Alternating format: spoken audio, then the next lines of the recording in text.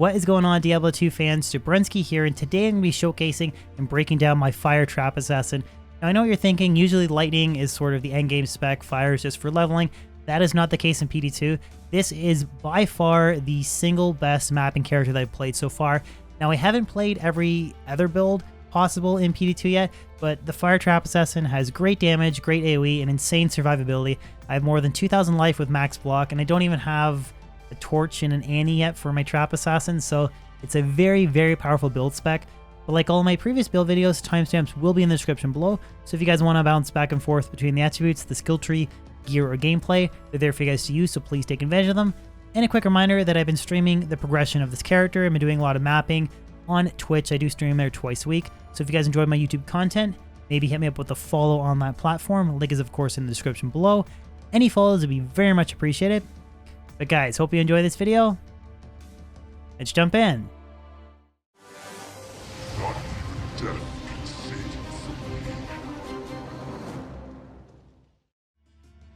So the first thing that I want to take a look at is the attribute distribution. Now, like I said in the intro, I went the route of max block. I really tried to sort of maximize survivability with this character, and I really do think I accomplished that. She has completely capped res, with the exception of poison. It's 2 off of 73 to 75. It's not a big deal.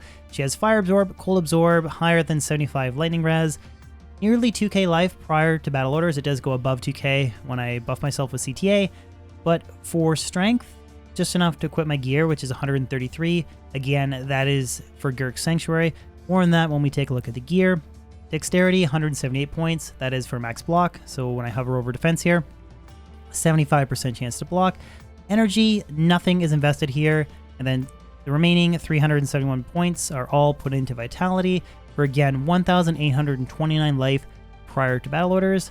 So the first skill tree that we'll take a look at is Martial Arts.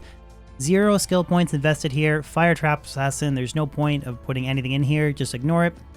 Shadow Discipline skill tree, I have 1 hard point into Claw and Dagger Mastery, and then completely maxed Burst of Speed.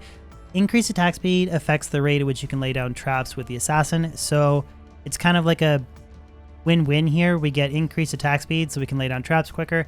We also get a lot of faster roam walk so we can move around quicker because there is no Enigma teleport in PD2. Well, there kind of is, but it's kind of shitty. So Burst of Speed is how we get around a lot quicker.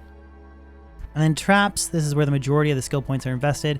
So we completely maxed Fire Blast, completely maxed Wake of Fire, completely maxed Wake of Inferno, and then I have 1 hard point into Shockweb, Chargeable Sentry, Lightning Sentry, and then I put all of my remaining points into Death Sentry. So this is level 30. I can get 2 more levels, so when I'm 93, Death Sentry will be maxed. And at that point, you can maybe put points into Shockweb to deal with fire immunities. Although the combination of your Mercenary physical damage as well as the Corpse Explosion from Death Sentry, that's really kind of how you handle fire immunes with this build. One important point to note about Death Sentry is that it only does 5 to 10% of corpse life versus LOD where it's 50% of corpse damage life, but it does add some additional fizz damage and fire damage. So it's kind of on par with Death Sentry, or maybe like slightly worse than LOD. But you'll see in the gameplay that the majority of the damage comes from using Wake of Fire. The coolest thing about this character has to be how cheap her gear is to how effective she is.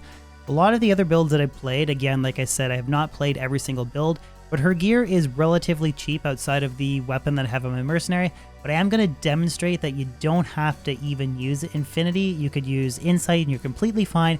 So it's honestly a pretty budget character to effectively farm maps with, and that's why I think I like the Fire Traps in so much. But we'll start off with the offhand. I have CTA and Lidless, so $2 skills to boost CTA. Battle Orders only gives me a flat, where is it? Flat 230 life and 115 in mana. So it's, again, nowhere near the strength of LOD, but it is more plus life. You could use something else in the offhand, but I just like using CTA. And on the main hand, I have Heart of the Oak, $3 skills, 30 FCR. FCR actually doesn't really help us, but $3 skills and 23 all res. And I paired that with a Gurk's Sanctuary that's corrupted to have 3 to maximum lightning res, as well as additional plus lightning res. Really good shield, increased chance of blocking, fizz DR, just all around very good for any max block character. And then I paired that with Mara's. So this is a 24 all-res Mara's. Plain Shaco. I have a 5 to attributes Corrupted Ravenfrost. This gives me Cold Absorb, mana, which is nice, cannot be frozen, and a bunch of dexterity to go towards max block. And then the boots are just plain Water Walk, so 59 plus life as well as 15 to dexterity. Again, going towards max block, 40 faster unlock to get around quicker, and then 20% faster block rate. So really solid boots for any max block character. The other ring is a nearly perfect Dwarf Star that has increased chance of blocking, 45 to life, Fire Absorb, extra gold fine, magic damage reduced by 15, and then it's corrupted for additional fire res. So again, another nice ring to kind of complement any max block build. And then I have plus life Corrupted Mage Fist, and then a 1 open socket Corrupted Atma's Whale, again with dexterity, 1 skills, a little bit of FHR, and then 44% mana. So this build actually in general has 150 MF, but I think it's a really solid combination. Like I'm stacking tons of dexterity between, like there's dexterity on Hodo, dexterity on Atmas, dexterity on the Ravenfrost, increased chance of blocking on Dwarf Star, a bunch of dex on Water Walks, the increased chance of blocking Girk Sanctuary. This helps me really achieve that max block really easily and then still have tons of plus life. And then for my Trap Assassin's inventory, it's just different assorted all res or like dexterity res or plus life or MF small charms. I have a whole whack load of them. Just different variations kind of sorted by skins to help me make sure I cap my res and boost my life as much as possible. And then I do have 1 trap GC, 1 38 to life, 15 all res GC, 40 MF Geats Grand Charm, and then a Sorceress Torch. This is kind of like my placeholder torch, although it is still 52 to vitality and 13 to all res. I just don't get that 1 to assassin skills, but it still works for a temporary placeholder. And then my Mercenary is basically there to support me with the Conviction Aura. I really tried to maximize life stolen per hit, damage reduction, and then attacking fast so that he can kind of steal his life back. He's really just trying to stay alive because he doesn't do a lot of damage, but his body armor is Treachery, an Ethereal Mage Plate, and then I have Vampire Gaze, String of Ears, and Drax Gloves. So this combination of DR, it's 36% DR when Fade is procced, and then 24% life stolen per hit. So again, maximizing life stolen per hit, DR, and then the boots cannot be frozen. Marowak boots, I guess they added that in PD2. There's other kind of boots you could use, but it is additional strength and dexterity is something to kind of help support the Mercenary a little bit. And then I have Infinity and Ethereal Mancatcher. Now I know a lot of people are going to be confused. Why are you using a Mancatcher? Why not a Thresher? Why not a Giant Thresher? If you add up the minimum damage and the maximum damage and divide by 2, the average damage of this weapon is very close to a Thresher or a Giant Thresher. It's only a little bit below, but it is a faster attack speed base. It's -20 versus -10 for a Thresher or Giant Thresher. So it's a little bit quicker with slightly less damage, although it's very, very close. And it's really the only 4 open socket Ethereal Polearm that I had to use. So that's the reason why I went with that. But yeah, it's basically just a combination of stacking DR, life stolen per hit, and cannot be frozen so he doesn't get slowed down. So he can really just leech back life and not die, because it's important for him to keep that aura, helps boost my damage. Although I am going to pull off his polearm for part of the run and show you guys that this Trapson build works completely fine with Insight. It works with budget gear or top tier gear, and it's the reason why I think it's one of the best characters for the first season in PD2. So the last thing I want to do is to showcase some example gameplay. I'm going to be running a rare tier 1 map that has 158% density with 48% gold find, magic find, and 23% experience gained. So these aren't the hardest possible maps, but they're definitely not easy to run with a regular character. And I think you'll see how well Fire Trapson just runs through here. So we're max block. You can hear max block go off there. It's just drop a bunch of Wake of Fire everywhere. When there's a whole bunch of mobs dead, you can drop in Death Sentry, or you can just skip these Fire Immune Shaman and just keep Waking of Fire everything.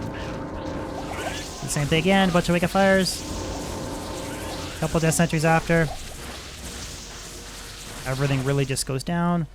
I mean, on max block, not really going to have many close calls. I can kind of sit here and face tank stuff, which is pretty cool. Usually I'll skip these Fire Shamans. I just try and run as fast as I can. Drop the odd Death Sentry, but Usually for me, it's just about kind of trying to clear as many monsters as fast as I can. So I just drop Wake of Fire and I'll skip these fire shamans.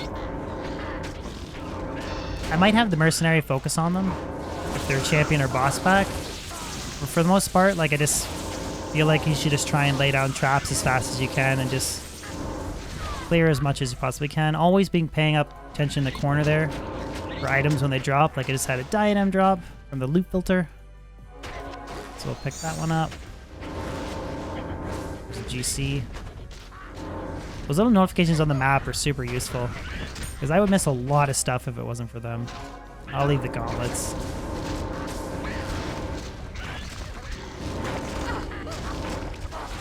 But again, just for the sake of just trying to showcase the build, I'm not going to clear the entire map, but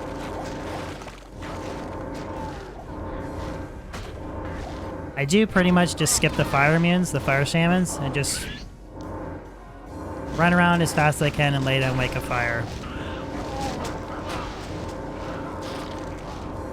And once I finish clearing this little section here, I'm going to throw on Steel Pillar. Which alternatively, you could swap out for like Insight or something, for Minute Recovery, although you don't really have too much in the way of mana issues with this build, which is really nice.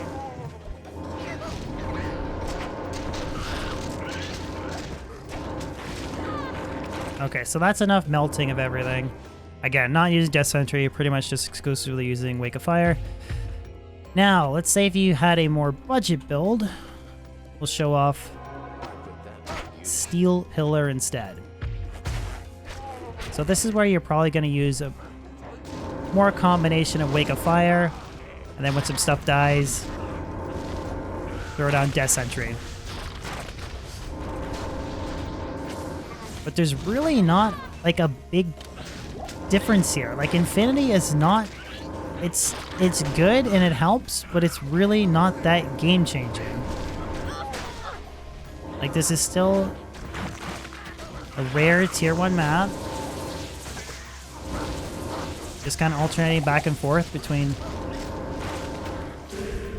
Death Sentry, Lightning Sentry, and a drop Feral Claws. Which is kind of a cool, we'll identify that in a second. That's a really cool claw for a Fire Trap Assassin. There's a shard.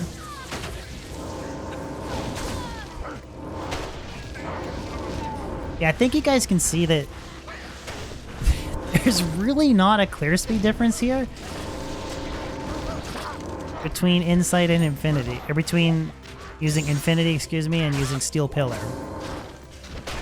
And you could alternatively like rock Bartuk's Claws, another really kind of not too difficult item to find, instead of using Hodo. So again, kind of showing even more budget stuff as possible. Just do a little bit of identification here. Garbage, garbage, garbage. Okay, so that rolled pretty bad. I can roll 5 to 10 minus fire res. Only rolled 2 to fire skills though, so that's garbage. But I'll put back on Infinity. Make sure the aura pops up. Should. Okay. And then we'll do this boss here, because he has a bit of a pain in the butt. But I'll showcase it anyways. The one thing that this character struggles with a little bit is doing this boss, but I think that the Fire Trap Assassin can run the boss better than a lot of other characters, so.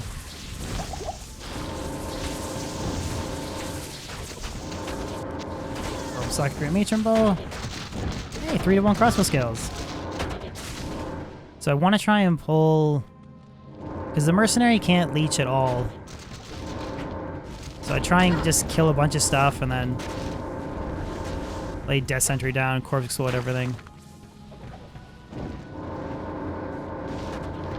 But Mercenary cannot leech off the undead.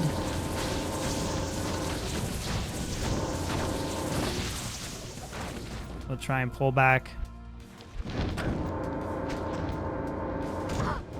Then once I get enough of the boss's minions here separated, then I'll switch to using Wake of Fire instead, or sorry, Wake of Inferno instead of Wake of Fire. We'll try and focus them on him. And there's a lot of fire minions right now.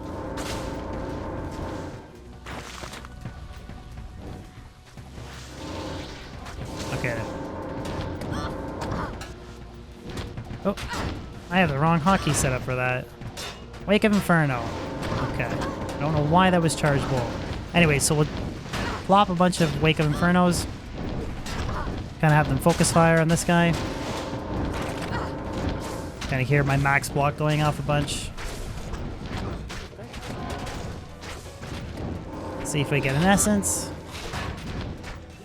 Boom. Well guys, there you have it. That wraps up today's video. Feel free to let me know in the comment section below if you guys like this build, if you've tried it, if you disagree with my gear selection, if you would optimize it differently. Feedback is always welcome, and I do read your guys' comments. And as always, if you could throw a like on this video, share it, and even consider subscribing if you're new to my channel. I post new weekly content on YouTube, and I do stream twice a week on Twitch. So a follow on Twitch and a sub on YouTube would be amazing. Other than that, guys, hope you have a fan-frickin-tastic day, and I'll catch you on my next video or live stream. Peace out.